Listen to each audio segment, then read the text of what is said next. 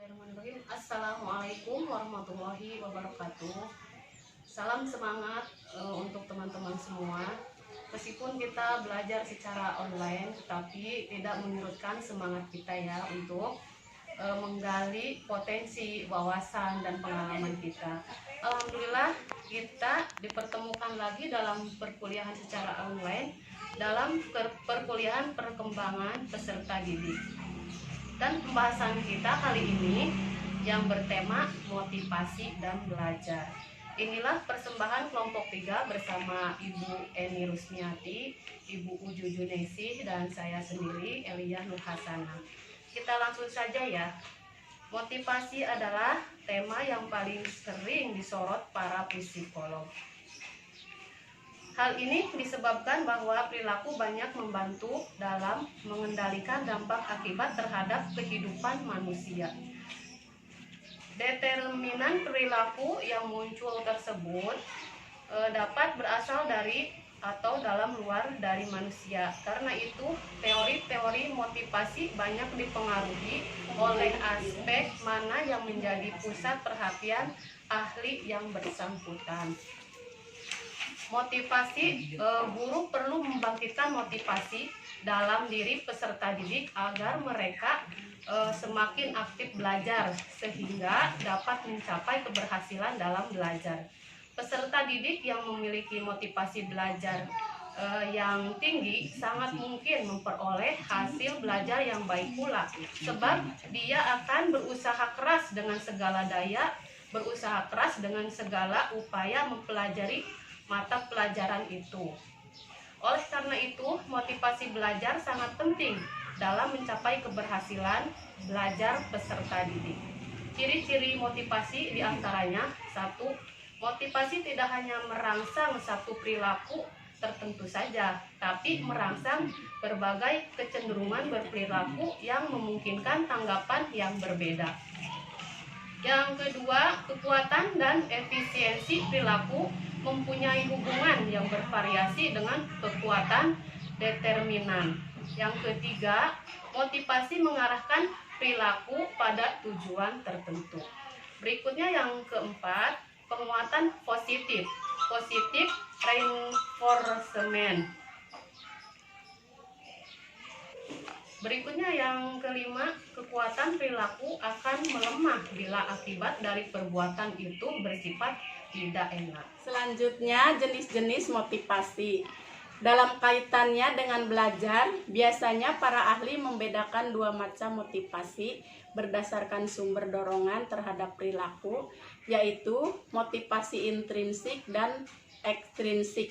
Motivasi intrinsik mempunyai sumber dorongan dari dalam diri individu yang bersangkutan, sedangkan motivasi ekstrinsik mempunyai sumber dorongan dari luar.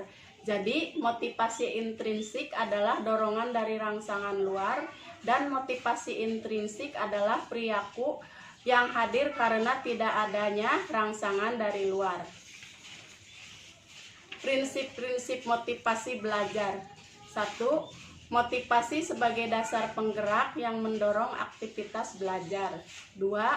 Motivasi intrinsik lebih utama daripada motivasi ekstrinsik dalam belajar. 3. Motivasi berupa pujian lebih baik daripada hukuman. 4. Motivasi berhubungan erat dengan kebutuhan dalam belajar. 5. Motivasi dalam memupuk optimisme dalam belajar. Belajar merupakan salah satu bentuk perilaku yang amat penting bagi peserta didik. Belajar membantu mereka menyesuaikan diri atau adaptasi dengan lingkungannya. Pada dasarnya, belajar merupakan proses perubahan diri dari belum mampu menjadi mampu yang terjadi pada jangka waktu tertentu.